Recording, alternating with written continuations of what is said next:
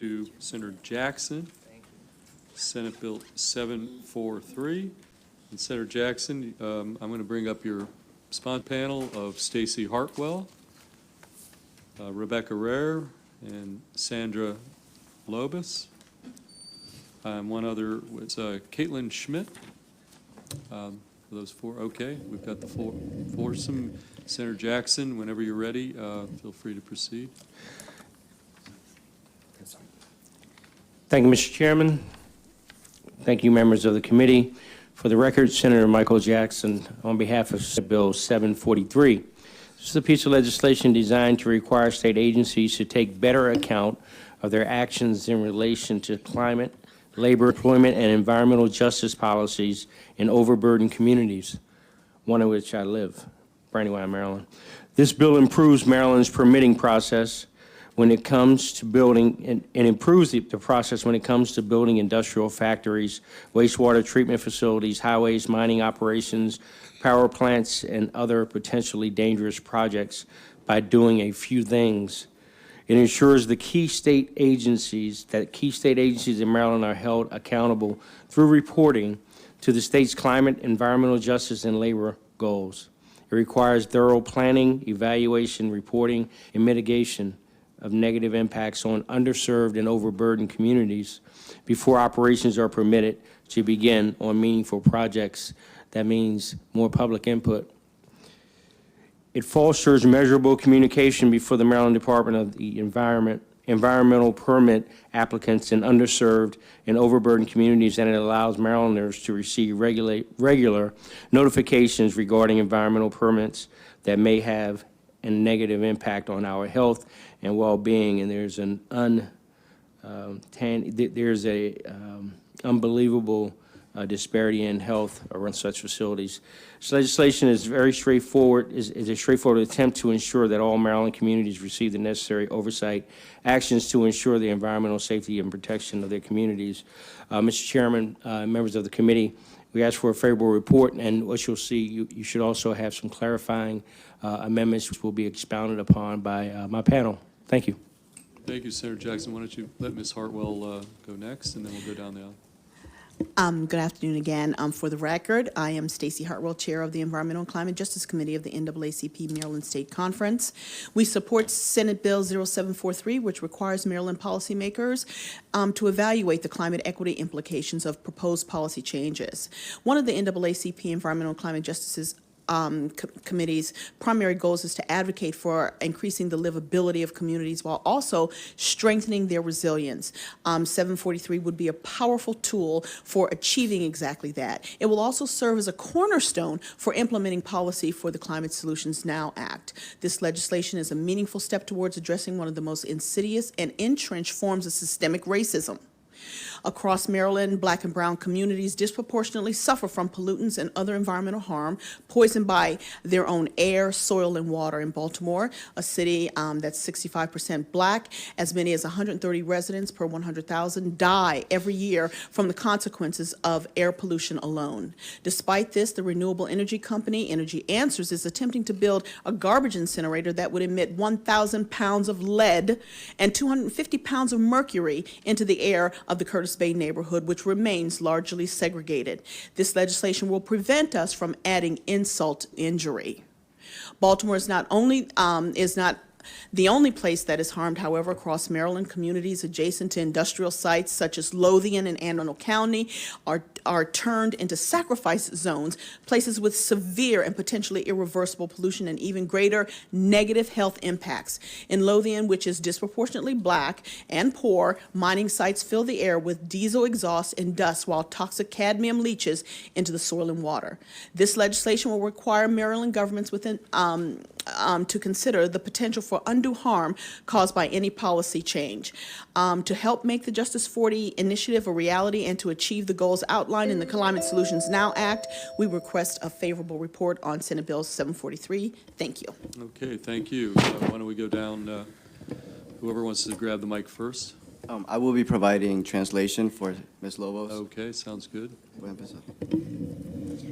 Hola, buenas tardes, comité. Mi nombre es Sandra Lobo. Soy residente de la ciudad de Baltimore por 20 años. Inmigré con mi familia de El Salvador después de los terremotos del 2001. Abrimos un restaurante y compramos casas en el vecindario de Brooklyn. Mis vecinos son personas trabajadoras, muchos son hispanos e inmigrantes. My name is Sandra Lobos. I'm a resident of South Baltimore City. I immigrated 20 years ago with my family from El Salvador after the 2001 earthquakes. We opened a restaurant and bought houses in Brooklyn, in the Brooklyn neighborhood of Baltimore. My neighbors are hardworking people and many are Hispanic and immigrant. Como madre me preocupo por la educación de mis hijos, la seguridad de mi vecindario y teniendo suficientes ingresos para cubrir nuestros gastos. Pero lo que no me esperaba preocuparme era por la calidad de nuestro medio ambiente y cómo ha impactado la salud de mi familia. As a mother, I care about my children's education, the safety of my neighborhood, and having enough income to cover our expenses.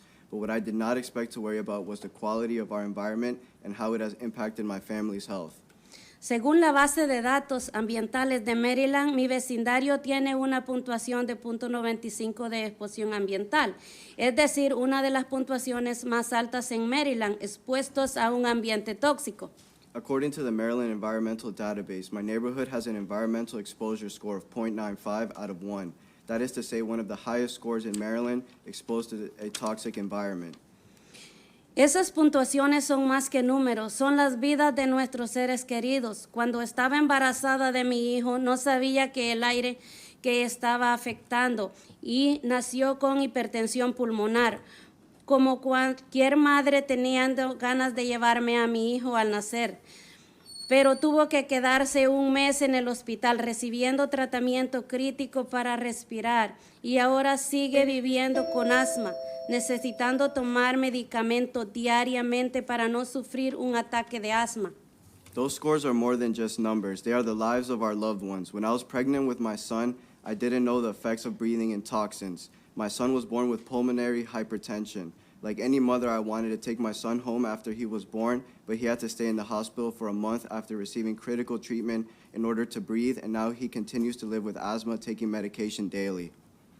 Por eso levanto mi voz hoy para pedir un voto favorable a nuestras comunidades. No deben de seguir siendo sacrificadas para que industrias contaminantes puedan hacer sus negocios sin tomar en cuenta la salud de nuestra familia, de nuestros hijos. Nuestro derecho a la vida es un ambiente saludable, vale más que dejar los negocios operar donde sea. Comunidades como la mía necesitamos justicia climática ahora. Gracias por darme la oportunidad de compartir mi testimonio. That's why I'm raising my voice today, to call for a favorable vote. Communities that have had to bear the consequences of a toxic environment should have the power to limit our exposure to polluting industries. Our communities must not continue to be sacrificed so that polluting industries can do their business without taking the health of our children into account. Our right to life, to a healthy environment, is worth more than letting businesses operate anywhere they please. Communities like mine need climate justice now. Thank you for giving me the opportunity to share my testimony. Okay, thank you for your testimony. Why don't you pass that on? Thank you for your indulgence, And Mr. put that Chairman. mic close to you. And while we're there, we do have the other, I know we have the other sponsor panelists. Why don't you come up here as well? Rebecca, why don't you go next, and then we'll go to Caitlin Schmidt. Thanks. Good afternoon, Chair Feldman, Vice Chair Kagan, and members of the committee. My name is Rebecca Rear, and I am the Director of Climate Policy and Justice with the Maryland League of Conservation Voters. Maryland LCV supports SB 743, the Climate, Labor, and Environmental Equity Act, and we thank Senator Jackson for sponsoring this important bill. Maryland LCV is committed to addressing environmental injustices in the state. SB 743 does this by taking a more comprehensive look at the way facilities are permitted to try to ensure there is not undue burden or harm from that facility. I'm also a member of the Maryland Public Health Association and would like to express their support for the bill. I think you can find their testimony in the bill file. And actually, health is a good way to look at this bill. You can think about the Climate, Labor, and Environmental Equity Act sort of like a checkup with your primary care physician. As the saying goes, an ounce of prevention is worth a pound of cure. When we see our physician, they often ask us about our health status and any underlying conditions. The screening questions put forward through this bill are, to inform the next course of action or treatment. So that's really what this bill is doing for a community, like your primary care physician does for you. What's going on around you? What do you do every day? What's going on? That'll inform the next step. And so whether that's medication for you or more diet and exercise, or for a community, maybe it's an alteration to a permit to make sure there isn't that undue harm. When we make sure underserved communities are not also overburdened by pollution, we're working to prevent environmental degradation and public health harm to those communities. This approach will save us in long-term costs associated with health harms and environmental degradation, and benefit the economy overall by providing safer jobs in communities. The same way we save by paying for a preventive care visit rather than years of treatment after getting sick. We appreciate your time today and urge a favorable report. Thank you so much. Okay, Ms. Schmidt, you're going to be final witness on the sponsor panel. Hi there, Caitlin Schmidt. I am a senior policy analyst at the Center for Progressive Reform. We are a member organization of 60 member scholars who are law professors across the country working on social, environmental, and public health issues. We are here today in support of Senate Bill 743. What the bill does in a nutshell is does four things. It does ensure that key state agencies in Maryland are held accountable simply through annual reporting to the state's climate, environmental justice, and labor goals. Secondly, it requires more thorough planning, reporting, and mitigation of negative impacts, specifically to underserved and overburdened communities, which we codified in law last year under the Climate Solutions Now Act. Third, it would foster measurable communication between the Maryland Department of the Environment, environmental permit applicants, and underserved and overburdened communities. And lastly, it would allow all Marylanders to receive regular notifications regarding environmental permits that may have a negative impact on their health and well-being. At least 11 other states consider the social and economic impacts of environmental projects to address environmental justice head-on in their states. New Jersey has a law in place most closely aligned with this bill. And so I will reserve the rest of my time just to address some of the clarifying amendments that were made. There's quite a few, but for instance, they're very simple. So in terms of the annual reporting provisions, we added the Commission on Sustainable Communities and Climate Justice, as well as the Commission on Climate Change, granted that environmental justice would be reported on. There was another piece regarding measurable communication and engagement. We wanted to ensure that that language was clarified in the bill, and then ensure that MDE is actively soliciting feedback from communities that are most impacted. So I will end it there, and I urge a favorable support of the bill. Thank you. Okay, any questions for the sponsor or his panel? We've got Vice Chair Kagan. Mr. Chair, Senator Jackson, thank you for the bill. Thank you for great witnesses, and you have a lot of wonderful endorsements and testimony in support of the bill. I'm noting that none of our wonderful new governor's departments seem to have weighed in, and I wonder whether you have talked to them, heard from them, because EJ, environmental justice, just seems like so in the lane, and they talked about it in this committee. I'm a little surprised that they didn't submit testimony, and I wonder if you could explain to us why that might be. The short answer is no. But I actually had a meeting scheduled with the acting secretary, and that actually got postponed for, I do intend to follow up on that. So I have the same sentiment as you do on that, so. Administration is watching, they can follow up with Senator Jackson and also fill the committee in on your thoughts on this bill. Thank you. Thank you, Senator. Thank you, Mr. Chair. Senator Augustine, then we'll go to Senator Carozza. Thank you, Mr. Chair. I will just in all fairness, that it looks like the Maryland Department of the Environment did submit a letter of information, and I was looking at that letter of information. In that letter of information, they talked about sharing the goals for that, but that there probably was need of some work, and they also suggested in here that they may have been working, working on some clarifying things within that, but that environmental justice is important. So are you open to working with them, get this thing right? Absolutely. Okay. And again, just to clarify my response, our meeting was canceled. There's certainly some interest within this bill, as well as some other environmental interests that I have that were going to be a part of my conversation with the new secretary. I've also had offline conversations with the chair of this committee regarding some of these matters as well, in particular decommissioning and of some of our power plants and others.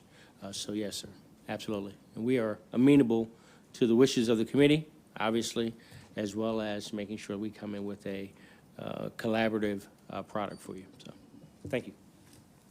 Okay, Vice Chair Kagan, then we'll go to Senator Carrozza and then Senator Watson. Thank you, Senator Augustine. And I just want to apologize to Secretary McElwain and her team then. There's 67 pages of testimony, and so I was scrolling, and there's so much favorable. I didn't go down as far as the information. So thank you to the leadership, and look forward to hearing about the consensus that you're able to build with her and with them. Thank you. Okay, Senator Carrozza, and then we'll go over to Senator Watson after that. Thank you, Mr. Chair. Thank you, Senator Jackson. Just trying to I'm looking at the fiscal note and the bill and just trying to make sure I understand the bill. The fiscal note goes through and says, requiring MDE to conduct the climate and environmental equity evaluation of a permit application after conducting the EJ, I guess that's Environmental Justice Score Review required under current law. MDE determines that issuing an approval for a permit may impact an underserved community or an overburdened community, which I think obviously clarification of those two terms would be important. But then it goes on to say, and this is my question, the evaluation may include an analysis of several specified items. And then I guess I'm trying to figure out what are those specified items, and I'm sorry if I haven't matched the bill language with the fiscal note, and would that include overturning a local decision, or, just, I guess I'm trying to figure out what happens on the local end, what happens after the state does the review, and if there are issues that have to be worked through, is there a process that you can work through issues maybe without being punitive? So what the bill does is it expands the type of evaluation that MDE can conduct. It doesn't mandate that they have to look at the 8 specific factors that are outlined in the bill. So these factors were actually taken from EPA's environmental justice and air permitting principles. It is something that the EPA recommends that any state agency conduct an additional sort of evaluation when a community that is overburdened or underserved is going to be impacted by an environmental permit. So those are listed on page 5. I can run through them if you want me to.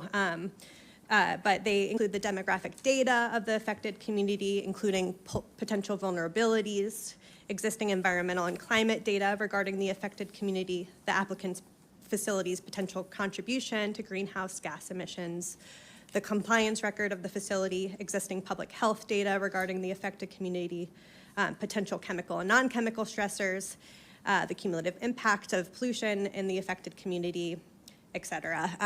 So it goes on, and again, if you'll notice in B, it says the climate and environmental equity evaluation required in this section may include. So that signifies that these are essentially, it's enabling legislation to allow the agency to look at sort of real world impacts that may be beyond the horse blinders of a specific Clean Water Act permit.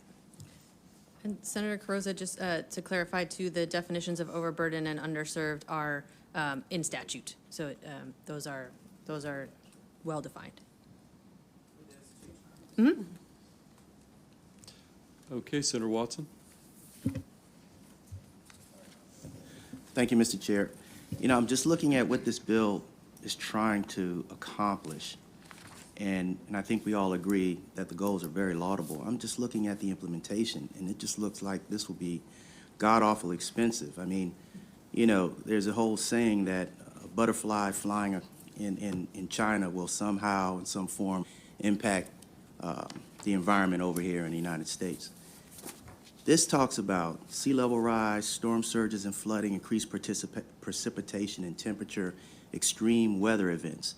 And I'm going to assume that's for our local area where this development is taking place. It seems like you would need a whole gang of scientists, and I don't see what is this, MDE? I don't see them having this current level of expertise to be able to do this, but the cost associated with it, I'm assuming is going to increase the staff to be able to do this type of assessment and analysis. And then once they do it, what's the scorecard look like? How much temperature rise is acceptable?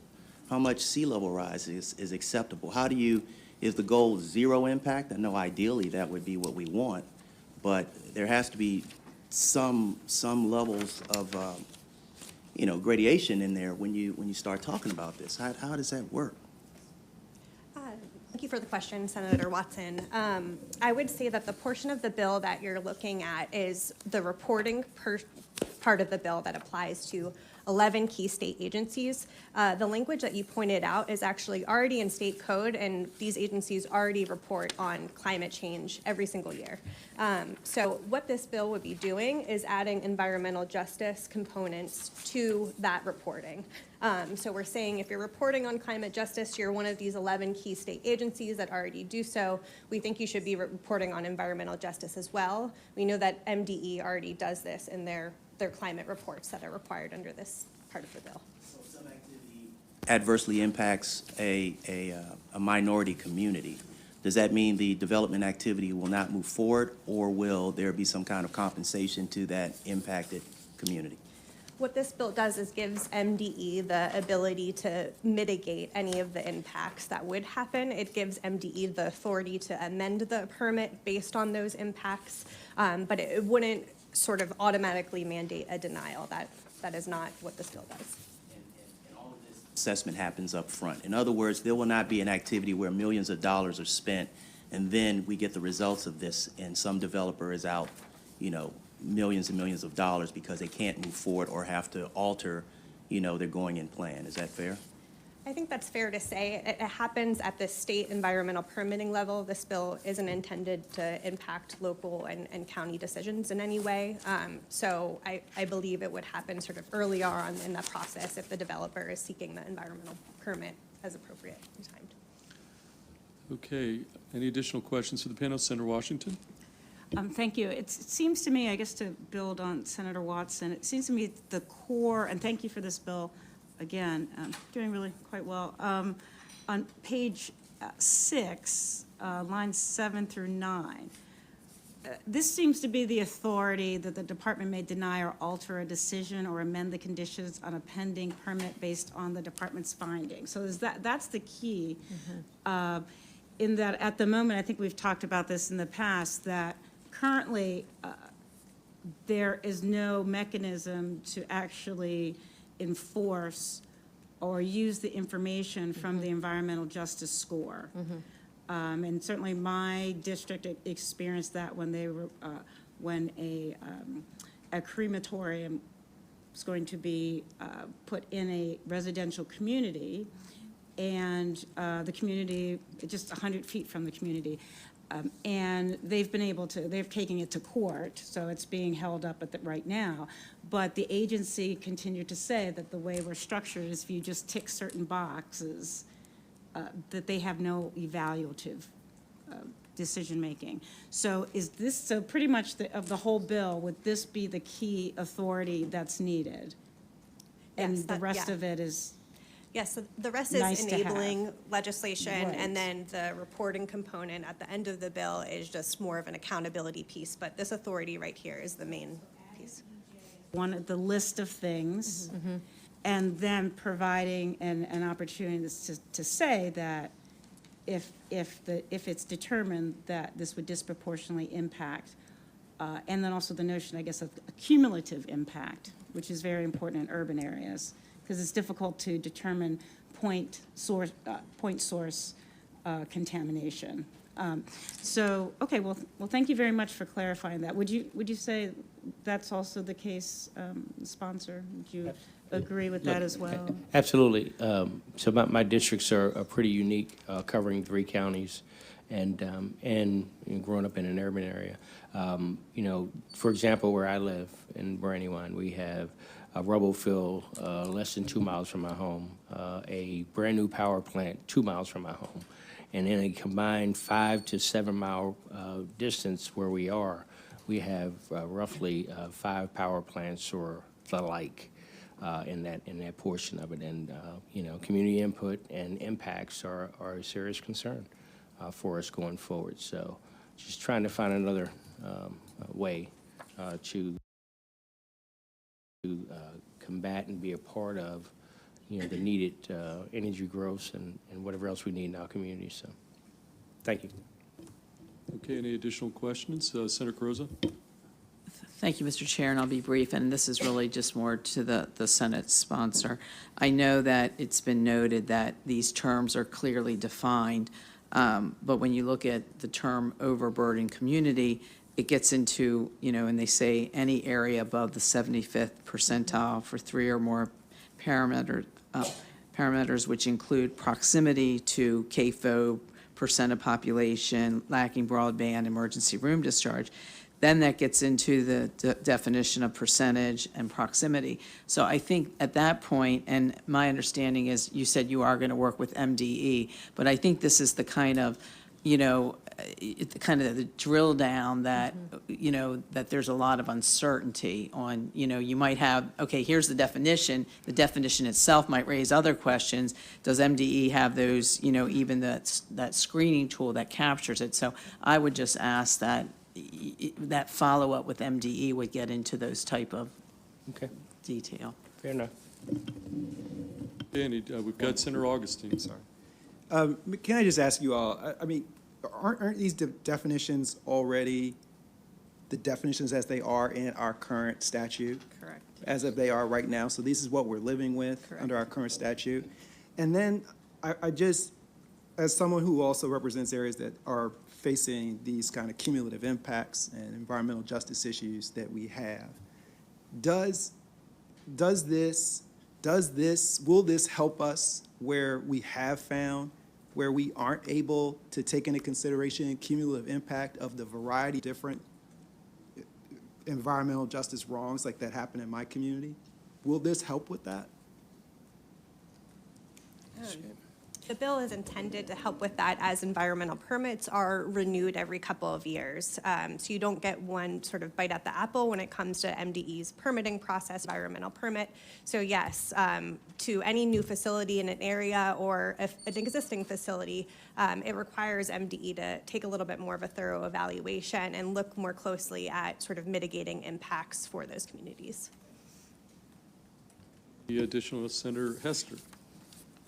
Thank you, Mr. Chair. Just really enjoying digging into this wonderful bill, Senator Jackson. And it seems like the point you were just talking about on page 6, the department may alter or deny a decision. I mean, that's kind of exactly what, if you read the letter from MDE, I mean, Secretary McElwain is saying that she wants to develop, a data-driven strategy to address this pollution. And so I think that giving them the authority to do that, but while letting her develop the strategy to do it would be harmonious. Do you think so? That is what we're seeking, yes. Okay. I don't see any additional questions. We're going to go, we do have another panel of some favorables. We're going to go take them next. We've got Patricia Monroe. Is Ms. Monroe here? Jose Coronado Flores, Casa. Jeff Guido. I see Mr. Guido back there. Okay, that's the in-person favorables, and then we're going to have some unfavorables and one or two virtual witnesses. So, who wants to go first? Mr. Guido, you want to lead off? Certainly. And Thank then you, we'll Mr. go Chairman. down. We'll go down. Thank you, Mr. Chairman, Madam Chair, committee members, Jeffrey Guido on behalf of the Baltimore D.C. Metro Council. We're here with a favorable support of the bill. We actually are in support of the labor standards as they are on page 7 through 8. We think as permits are issued, the Department of Labor should ensure that these labor standards are met. Maryland has the highest median income of any state in the country and consequently the lowest percentage of persons living in poverty. I think the median income from 2021 census data was $91,000 a year, and we don't want, as these new permits are issued and as we begin transitions from, say, fossil fuels to new energy, renewable energy, to lower the standards and the quality of life that is enjoyed by most people living in Maryland, and we ask for a favorable report. Thank you. Okay, just pass it down. Tell us your name, and then you've got, each of you has 2 minutes. Okay. Good afternoon, Chairman and Committee. My name is Patricia Monroe, and I am the President of the South Lawn Citizens Association. For almost 2 years, residents in the Oxon Hill and Fort Washington have been fighting against the installation of a 1 megawatt lithium-ion battery energy storage system on Livingston Road, a project in the making that very few residents knew anything about. No communication that this was going in our neighborhood. Of great concern to the residents of the immediate and surrounding area is that since this is a pilot project, there are too many unknowns. The data that is available is less than 5 years old and is still being studied. One major concern is the effects of global warming, various temperature swings, storms, and terrorist threats. The community discovered that the contractor Pepco hired for this project was not in good standing with the state of Maryland, another reason that the neighbors are to be concerned about the project design. There has been very little communication between Pepco and residents in the surrounding area. We have spoken with a professor hired by the EPA to study lithium-ion battery hazards and harmful emissions. There are too many unknowns with lithium-ion batteries as it relates to utility application. The community organizations and area residents are convinced that this is just one example of a large corporate entity engaging in environmental racism by preying on what it regards as a minority community. The pilot project in Montgomery County is located miles away from the residential homes, schools, and daycare centers. This project is less than 200 feet from a daycare, residential homes, and 3 schools less than 1 mile away. The reasons above, we implore this body to give a favorable report on the Climate, Labor, and Environmental Equity Act. Okay, sir? Good afternoon. Thank you to the chair and committee for having my testimony, and also thank you for the time leeway on the translation. My name is Jose Coronado Flores. I'm a policy analyst with the organization CASA. We're here in support of the bill. Many of our members live in some of the most polluted communities in the state. I want to talk to you about 2 specific communities. You can reference their census tract, which is where I got the data from, but these communities are East Riverdale, Maryland, and census tract just north of Langley Park. The first one in East Riverdale is a low-income immigrant community that has a 0.91 exposure score from the state's environmental justice score, meaning that people who live here are exposed to toxins every day.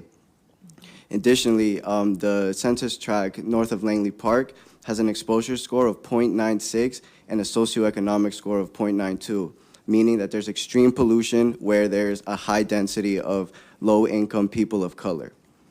People living in highly polluted areas should not have to worry about more polluting businesses opening up in their communities. And with the passing of SB 743, these communities will have a way of preventing more pollution in their living space. CASA urges a favorable report. Okay, any questions of the panel? Okay, seeing none, we're going to next move to, we have one, thank you. We've got one virtual witness signed up favorable with amendments, Jacoby Wilson from the University of Maryland. We're going to try to, is Mr. Wilson queued in? Okay, and then we'll go to the unfavorables. Mr. Wilson, we see you. You've got 2 minutes to weigh in. You're signed up favorable with an amendment. Yeah, thank you for the opportunity, Chair. My name is Dr. Jacoby Wilson. I'm a professor of the Maryland Institute for Applied Environmental Health. Director, Center for Community Engagement, Environmental Justice and Health. I'm on the EPA's Cumulative Impacts Work Group. I'm one of the architects of the Maryland EJ Screen tool that's being used to delineate overburdened, underserved. And also I do a lot of work addressing cumulative impacts with communities in the state of Maryland and across the Mid-Atlantic. So when we talk about cumulative impact assessment, it's the process of accounting for cumulative impacts in the context of problem identification and decision-making. It requires consideration and characterization of total exposures in both chemical and non-chemical stressors. That's biological, that's natural, that's physical, that's psychosocial stressors. Cumulative impact assessment explores how stressors from the built, natural, and social environment affect people, potentially causing or exacerbating health adverse outcomes. It also accounts for health mitigating factors and solutions aimed at improving health and well-being. So I just want to give that quick definition, because when we talk about these issues, I think the bill does a good job of capturing some of the sources of cumulative impacts. I believe when you think about these impacts on public health are very important. I would like to see a few amendments, because I think the focus on greenhouse gases as climate forcing gases is important, but we need to include co-pollutants that you've heard from many of the witnesses that are really the ones that are impacting public health, like particulate matter, like volatile organic compounds, nitrogen dioxide, and other combustion byproducts, whether it be from mobile or stationary sources, which tends, been already said, are found disproportionately in communities of color and low wealth communities. I think there needs to be a better focus on surveillance, a better emphasis on surveillance in the bill. I also think when it comes to the Justice 40 initiative, there is some language around workforce development and jobs. That minimum should be 40% and not 25%. And then there's no mention of University of Maryland in the bill, since we do all this EJ work. So just want to say that. And I'll close my comments. Thank you, Chair. Okay. Favorable with amendments for 743. Okay, any questions for Mr. Wilson? Okay, thank you, Mr. Wilson, for your testimony. We're now going to go to a panel of unfavorables, of which we have three signed up. We've got Bob Etten. I see Mr. Etten. We've got Mr. Ballantyne. And we've got Lori Graff. Is Ms. Graff here? Okay. And those are the three unfavorables, and those are the final witnesses on the bill. Mr. Ballantyne, you want to lead off? Thank you, Mr. Chair. I'll do that.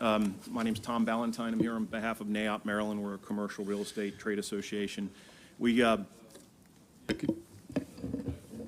Perfect. That's in better position, isn't it? Okay, thank you. Tom Ballantyne on behalf of NAIOP Maryland. We're a commercial real estate trade association. We certainly appreciate the goals of the bill.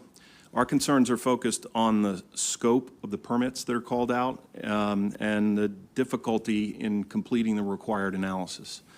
The bill does apply to intense activities like wastewater treatment plants, hazardous waste facilities, but it also applies to air and water permits related to relatively minor business activities like restaurant grills, boilers, backup power generators, automotive repair, dry cleaners, and to stormwater permits for development and redevelopment.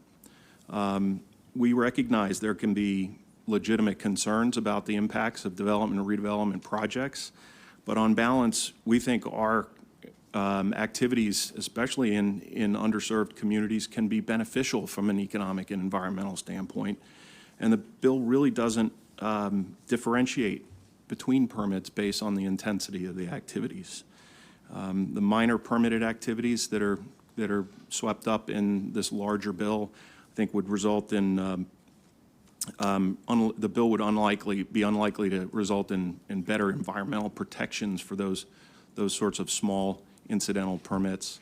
And we're here in opposition, but we certainly would like to see the bill change so that it reflects the magnitude and the kind of the scale of impacts more accurately. Thank you. We already have a light up, so let's go to, Sorry. Senator Augustine. Thank you, Tom. I just have to, would you agree that the way that we are currently set up, there is, each permit is considered without consideration to anything else? I mean, on all of these permits right now, isn't that, would you agree that that's currently how we are set up? Without consideration for anything else? I don't think I agree with that So for example, with the air permit, because I've gone through this in my neighborhood, right? When you talked about air permits, and we will have 4 or 5 of these folks right next to each other. But when we talk to the way that it's organized right now, to the department, and we say, well, wow, I can't look, we got 5 in a row. What they say to us is, we only consider the one from this particular one, and we don't care, that's not fair. We don't consider the other 4 when we're doing it. Is that not the way that it is currently organized? I think I don't know specifically how they determine the characteristics that you're talking about. I don't know what kind of air permits you're discussing, right? State air permits. For large emissions or small?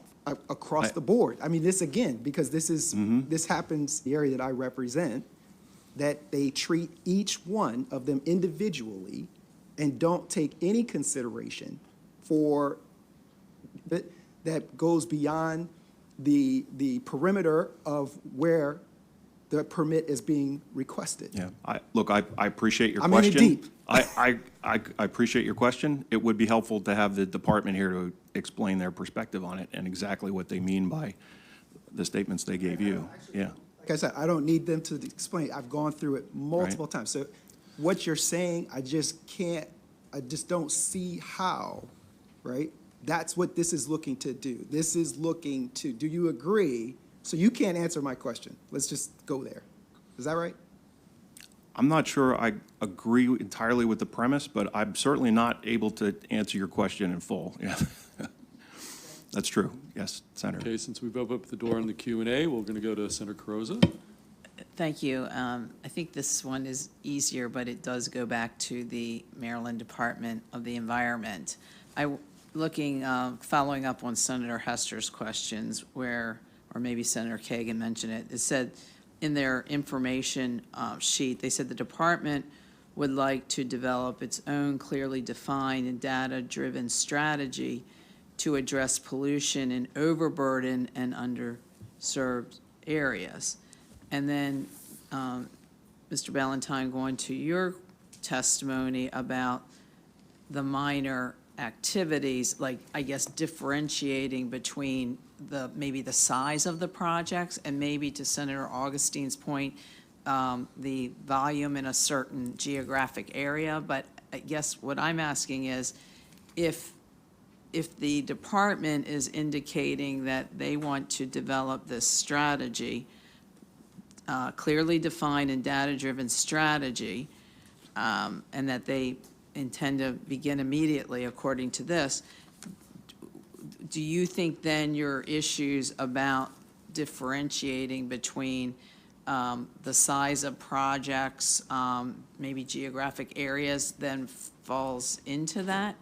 I would hope so. It sounds like it does. Okay, I'm just trying to connect some dots, so, okay. Why don't we go to Ms. Graff next, and again, we can open up for questions after Mr. Ed as well. Ms. Graff, why don't you state your name, and we've got 2 minutes. Great, thank you so much. My name is Lori Graff. I'm the CEO of the Maryland Building Industry Association. We share some of Mr. Ballantyne's concerns. I am going to bring this back to housing. I know you've heard a lot about the pollution of other things, but we do need more housing in this state. Our concern with this bill is we just don't really know what the impact will be. And you can see from the fiscal note there was a lot of questions about what the impact would be on housing. Does it make it more expensive? Does it take it longer to process it? Where can we build and those types of things? So we're very concerned about that. The other thing I want to just bring up is Climate Solutions Now Act. You guys passed it last year. It's an omnibus bill. It's already been brought up a couple times. It does have some provisions, including having MDE look at, evaluate the impacts on environmental justice. There's a lot in that bill. I would say we need to let some of that play out also before we go passing other things. So we have a lot of concerns about that. Again, if the narrow scope, if it was narrowed a little bit more, I think we would be much more supportive of it. But we are very concerned about the impact on housing, especially in these communities, because we do think that some of these communities do need more housing. So we would like to work with the department, work with the sponsor to possibly fix that piece of it. But with that, as introduced, we request an unfavorable report. Thank you. Okay, Mr. Eden. Thank you, Mr. Chairman, members of the committee. Robert Eden on behalf of the Maryland Building Industry Association. And I share the concerns raised by Mr. Ballantyne and by my client, Ms. Graff. I looked at the fiscal note, and if you go to page 5 of the fiscal note, they discuss the effect on permit applicants and permit holders. And I think this, kind of reflects the concern that we have. The last 2 sentences where they talk about the ultimate impacts depend on a number of unknown factors, including how MDE makes a determination of impact on an underserved community or an overserved community, how many permit applications are affected, whether they charge a fee to cover its cost. They go on to say that given the comprehensive nature of the climate and environmental equity evaluation established by the bill, and the fact that MDE may deny or alter a decision or amend the conditions under a pending permit based on its findings, for any permit application that triggers this evaluation, there could be a potentially significant permit delays and increased cost. And I think that's the concern that we have. We represent home builders.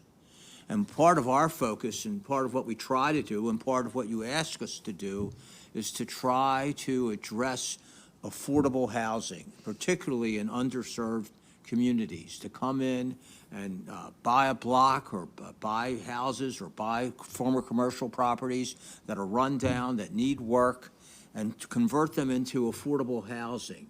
And our concern is that at least the way this bill is written and looking at the fiscal note, we agree it's so uncertain. We don't know what the cost is going to be. Our fear is that for us, you know, the bill makes no distinction between commercial and residential development whatsoever. And for us, you know, we're residential builders, and our concern is it's just going to negatively impact our ability to come in and do what everyone seems to want us to do, which is to help promote affordable, new, clean housing in underserved areas. That's our concern. Okay, any questions for any of the panelists, any of the three panelists? Okay, seeing none, that concludes the bill hearing on Senate Bill 743, and we're going to